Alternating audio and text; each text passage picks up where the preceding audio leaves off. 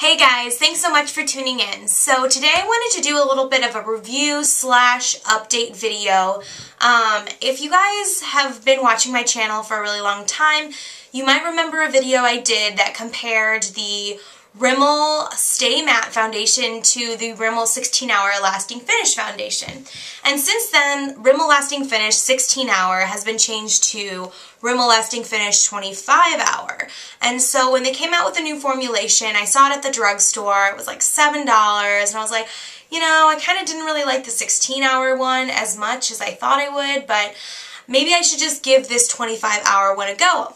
I was kind of just curious in seeing if the formulation was really different or if it would really last that much longer. So I picked this up and I've been wearing it on and off for a while, a couple of months, and some things have changed with the formulation, I think, and other things haven't.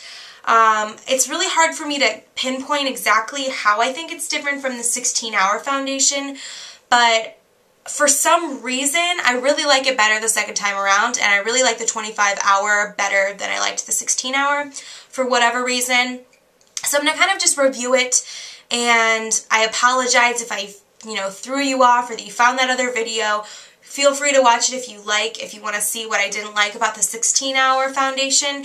But I just wanted to do an update because I feel like my feelings on this foundation have changed drastically. And maybe that has to do with the different formulation, and maybe it's just, I don't know, maybe my skin has changed or something. Maybe my other one was about to expire. I'm not really sure what happened there last time I tried it, but anyway, I just want to do a little bit of an update for you. So the Rimmel Lasting Finish is a drugstore foundation.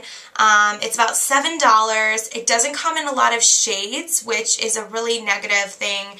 Doesn't have a wide color selection, and it also doesn't have a lot of neutral undertones. Pretty much every foundation in this line has either a pink undertone or has a yellow undertone. I tried out several colors. I have this in 200 Soft Beige, which I originally thought was too dark. So I tried it also in 103, but that was like washed me out. It looked really ashy on my skin, and it just did not look good at all.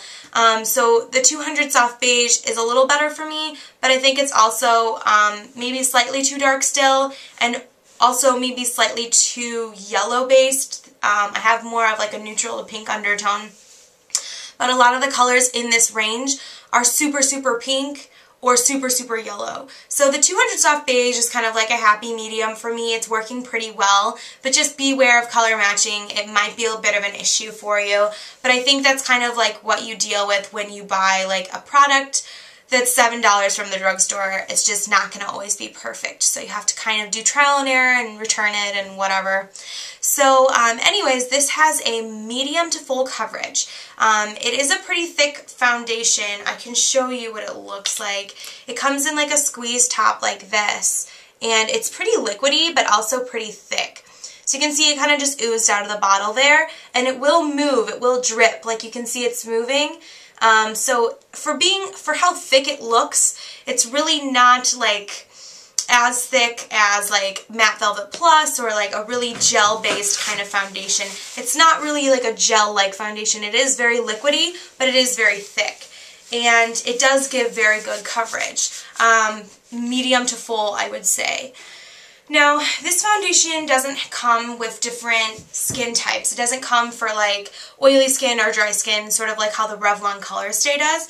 This just comes in one formulation, and it says that it's suitable for all skin types. In my experience, this foundation is better for people with normal to dry skin than those with normal to oily skin. When I used this in the summertime, I got a lot of shininess and greasiness in my chin area and on my forehead area, and I found myself having to blot and having to powder a lot more frequently than I have had to recently.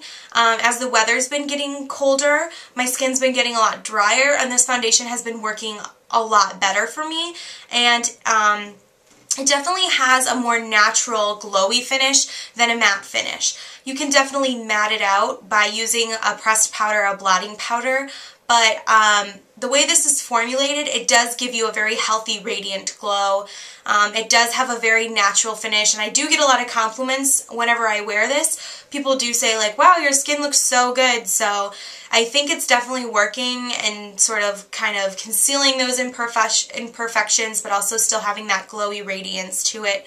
But I just prefer to use this in the winter to in the summer, because in the summer I just don't want anything that's going to make me shiny or glisten at all. But in the winter, when your skin's getting really dry and dull looking, I think this product is really good for sort of bringing out that radiance.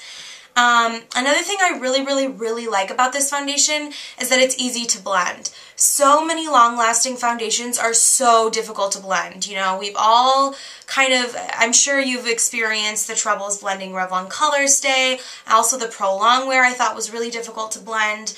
And this is just like such a blessing to be able to blend this product. I have no problem moving it around or blending it. I really like to use my Sephora number 55 with this. I also sometimes use my, this is by Coastal Scents. It's like a flat foundation brush, but it's a little bit more like of a poofy, so you can buff it a little better. But yeah, this is such an easy foundation to blend, which is one of the reasons why I really like it.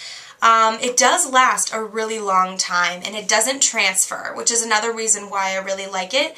I think it probably lasts maybe a little bit less long as Revlon Color Stay, but I think definitely with the 25-hour versus the 16-hour, I can tell a noticeable difference that this 25-hour one definitely lasts a lot longer than the 16-hour did.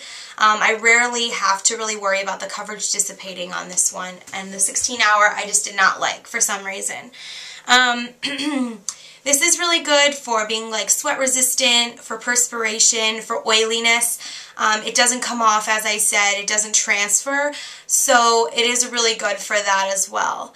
Other than that, I feel like it's just a really solid foundation. The only downside is that if you have oily skin, it might not be good for you, and if you have, you know, a really dark skin tone, you're not going to be able to find a shade because they don't go that dark. And like with the undertones, like unless you have a really yellow or a really pink undertone, this might be kind of hard to color match for you. A lot of people wear 200 Soft Beige. I'm not sure why. It seems like this weird color that like can morph to fit anyone's skin tone. I know a lot of gurus wear this in 200 Soft Beige, and like I don't really think we have the same skin tone, but for some reason we can all wear it and it all looks okay. So if you don't really know where to start, if you have skin tones similar to mine, I would try out the 200 Soft Beige first. Overall, I really don't know why I hated the 16-hour so much. I think the 25-hour is a definite improvement. I don't know if it lasts 25 hours. I've never tested that out, but I can tell you for sure it lasts at least 15 hours. And it doesn't transfer. It's a really healthy, natural look, but it also has really good coverage and it's easy to blend. So I don't really know what more you could ask for out of a $7 foundation from the drugstore, but I've definitely been really impressed with it and I really like it a lot. So if you are looking for like a new foundation for the winter time and you want something maybe a little bit more moisturizing or a little bit more radiant or glowy, I guess you could say, for the winter, I would definitely suggest checking out the Rimmel Lasting Finish 25-hour foundation. If you have any other questions with this, just leave me a comment below and I will get back to you as soon as I can. Thanks for watching. Bye.